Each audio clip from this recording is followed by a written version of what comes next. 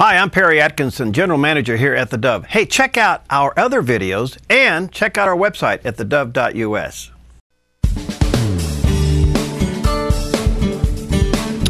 Well, welcome back. Always a delight to have with us today Daniel Ogan. He's a therapist. What else are you? Artist. Artist.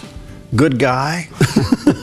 Works hard. Hopefully. He heads up the E Agency, which is a counseling service. He works with police departments and schools and all kinds of things. And we're talking about something today. Daniel, I am so glad you picked this topic. And I'll tell you why. We get a lot of calls here at theDove. We get a lot of letters and emails as a reaction to things that they hear and see the various programs. And out of that comes stories of their people's problems and backgrounds. And I'm amazed, to a certain degree, how many Christians suffer with depression, who are anxious beyond belief. They're suffering from despair. And here we are, we're Americans, we have everything at our fingertips. The world's upside down, everything's going crazy, and somehow their faith isn't working.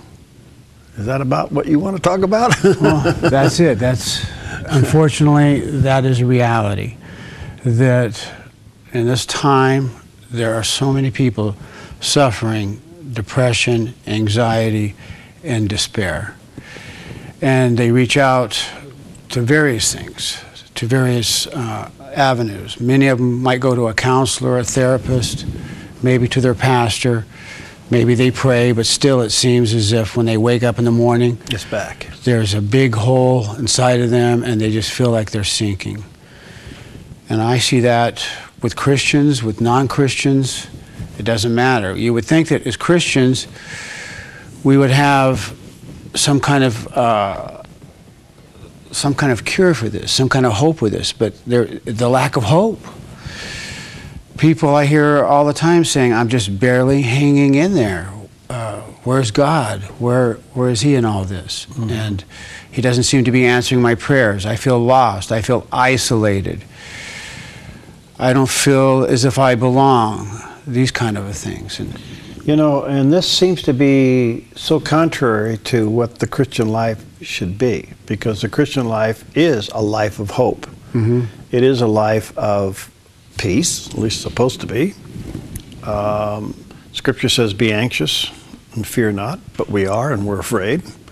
It almost seems to be epidemic, and if we're not careful, what I'm seeing now is that Christians, they believe in God, they love God, they read their Bible, but now I'm no counselor, but it appears they don't go to the next level of faith and trust, so they go to an addiction. It could be anything, from food to chemicals to anything. And they spin out over there. And so I've been thinking about this. I knew that we were going to talk about this subject. And so I was going to throw a couple of things out for people to ponder. Okay. Now, number one, we're going to talk about the concept of accountability. Because when we're talking about this kind of emotional despair, and people want to be healed from it, how are they going to be healed? First of all, if you have this and you come to me, there's nothing in me that's going to heal you. And secondly, let's just say that we're doing a cognitive discussion. Mm-hmm. You tell me what's going on, you feel this and you feel that, and so I start to talk to you, and where am I reaching? I'm reaching your mind, your cognitive area in your mind that thinks, that reasons. And yet, I'm not able through that to take that thorn out of your heart. It's impossible through some kind of cognitive means. Let's just say that I am a professional therapist and you come to me. And so I say, well, probably there's a chemical imbalance, or perhaps you have post-traumatic stress syndrome. I'll put a name to it. I give you a medication. The medication tends to maybe hide that for a while, but it comes back even stronger. What is the answer? Because believe me, there are people desperate for the answer. That doesn't help. Going to see somebody hasn't helped. Medication hasn't helped. Something that they say has helped if I drink myself to oblivion. Now that helps a little bit. If I pump myself up with pain medication, that tends to let me forget about it. But when I run out, when I'm by myself, I'm in a room by myself at night, the despair and anxiety comes back. And where can they go? And what is the answer? So let's look at this word accountability, because the reason I'm saying that, after years as a counselor, I've noticed that people will go to a psychiatrist and they'll allow that psychiatrist to know a lot about them, and they'll allow that become accountable to that psychiatrist. Mm-hmm. People will go to an accountant to be accountable to him. Mm-hmm. But people do not want to be accountable to somebody in their spiritual life, because their spiritual life is something that is unique to them, and they want to isolate that. And actually, it's a spiritual disease. And as far as with me, I face the same kind of bombardment as anyone else, and yet I have for years been accountable within the Orthodox Church with Father Seraphim. He's been my spiritual father, no matter what, up or down. He's not a perfect person, but there's accountability. What's going on with you? What's happening? I see him once a week on this, and that accountability has been my lifeline. And so when people come to me, let's just say somebody in the world who's not a Christian, they're asking me as a counselor, well, I've heard about you, I want to see what you might have to offer, that you kind of think outside the box. And I always tell them, the first thing has to do with trust and faith. Now, I don't even mention spirituality here, but you have to trust me and have faith in the process by which I'm going to take you through, and be accountable to me. You're going to have to be honest with me. You're going to, if you want help in a certain way, you are going to have to be accountable. And that's just on a purely secular level. If we take it a notch higher and we go into the spiritual realm, I'm thinking this one man that I'm working with right now who has suffered terribly with alcoholism, and he does not like that bondage, and yet he keeps falling back into it, and he will say, do you think I like it? I know he doesn't. But since he's been accountable, and then since I said, look, what church you go to? You have to go to that church and become accountable. You have to find people that are, what do you want to call them, a mentor, your pastor. You're going to have to be accountable to them in a very real way, because I've seen people who will be accountable to a number of reasons. If you join the Army, you're accountable to your boss, superiors. Your employer, yeah. If I work here, I'm accountable to you. And why do Christians fight that accountability, and they have this concept, it's me and Jesus? Wow. So why do we conceal, as believers, why do we conceal the spiritual part? Do we fear that God can't handle that, or he's doesn't like it? We conceal it because our culture has taught us that that is the one realm that is private. That you go to prayer in private, your relationship with Jesus is private, and you hear from him in private. I mean, I don't know how many people who are absolutely in despair and depressed, but they say, well, Jesus told me this, or God told me this. Well, if he's talking to you, how come you're not healed? How does, think about this. How does our dear Lord work? He works through people. Mm-hmm. That's how that works. And again, to give you another example, I'm an extremely individual person. I'm a very independent. It's been the hardest thing in my life to ever submit to anything, because it has.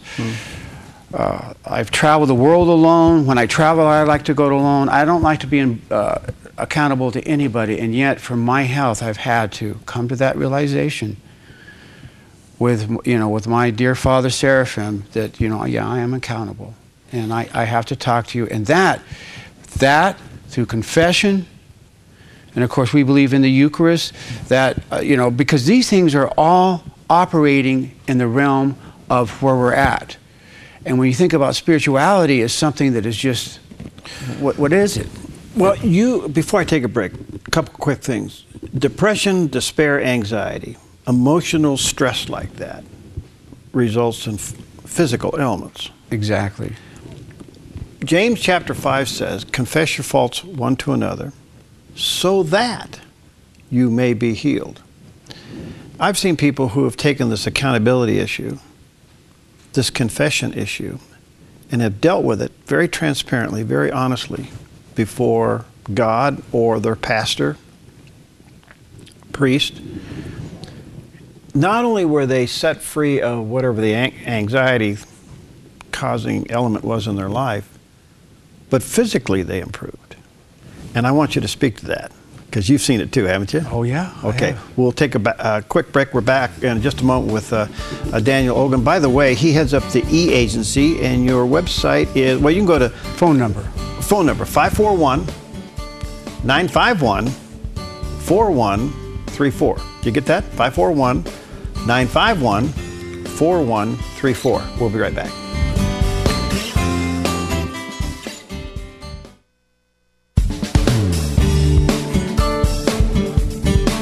Welcome back, and delighted to have with us today Counselor Daniel Ogan's with us today, and he heads up the E-Agency, and the phone number there is 541-951-4134. We're dealing with the subject of depression, despair, and anxiety that believers, Christians, suffer with.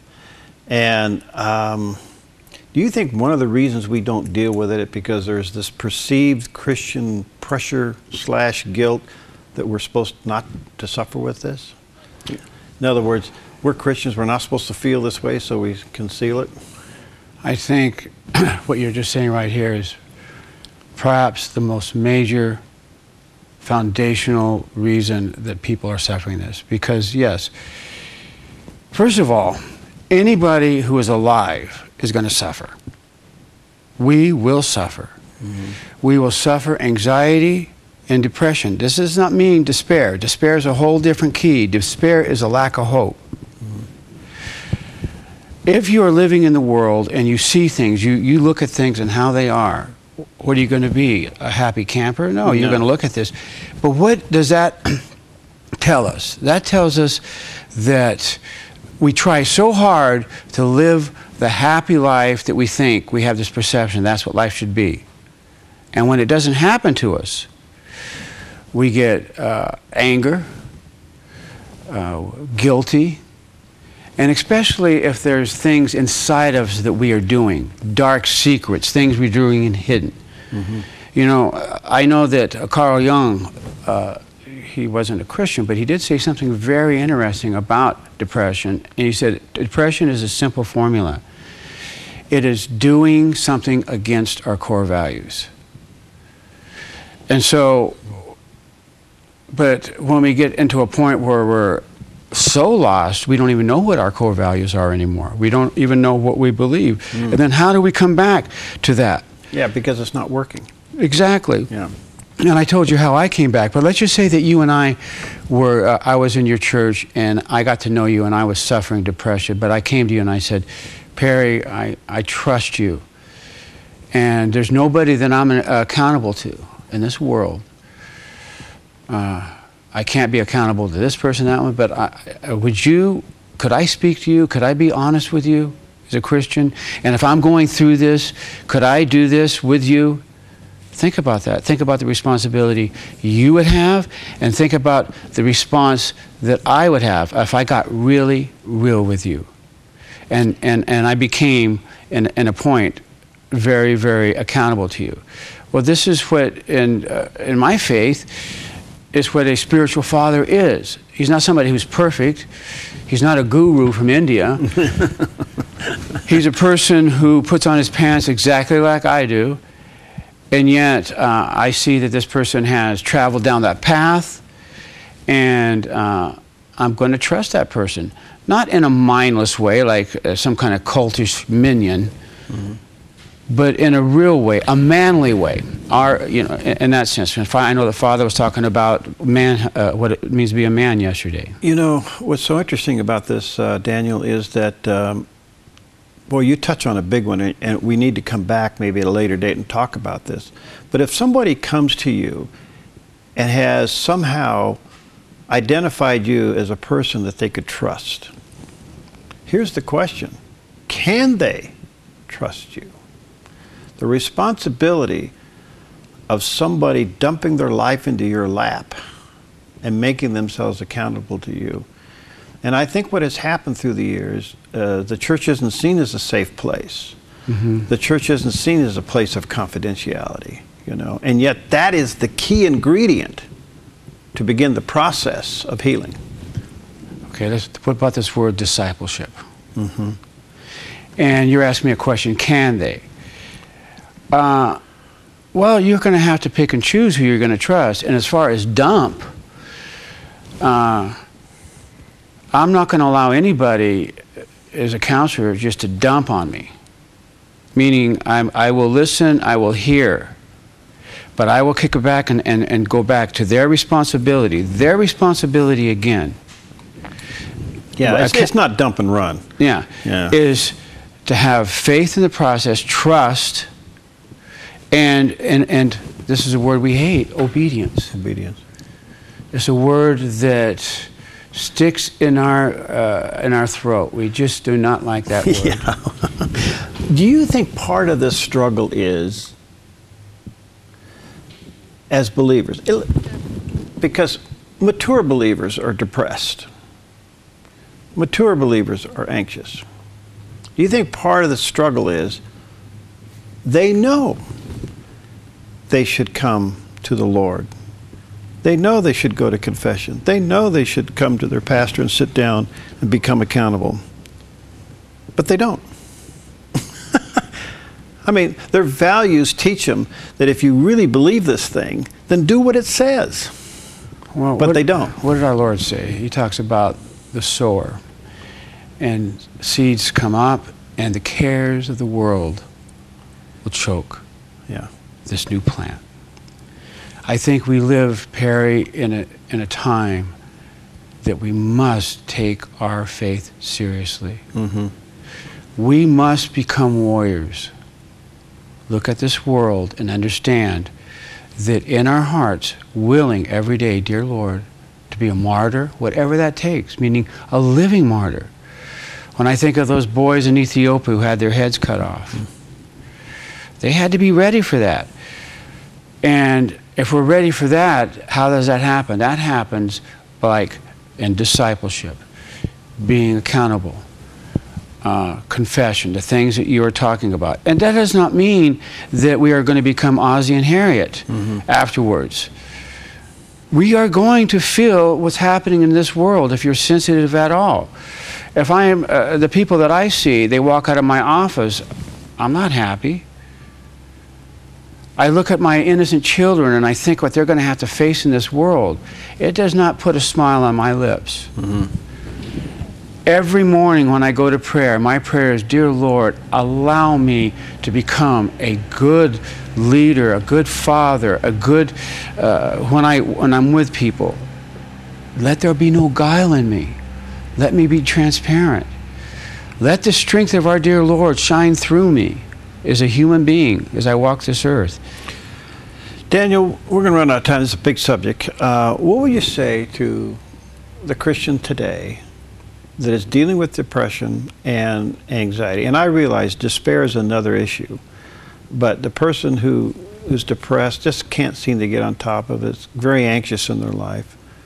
What would you say to them to start the process of healing? Because I just want to say to all of our listeners and viewers, don't avoid James chapter 5. It says, call for the elders of the church, anoint with oil, pray the prayer of faith, and I'm paraphrasing here, they should be healed. If they committed any sins, it will be forgiven. It goes on to say, confess your faults one to another so that you may be healed. There is a process here. I think you just said it.